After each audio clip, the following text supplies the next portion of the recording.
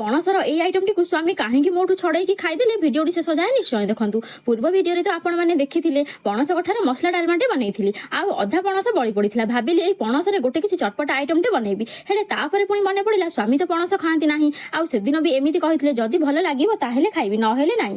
ଆଜି ଏମିତି ଗୋଟେ କିଛି ପଣସରେ ବନେଇବାକୁ ପଡ଼ିବ ଯେମିତି ତାଙ୍କର ପସନ୍ଦ ଆସିବ।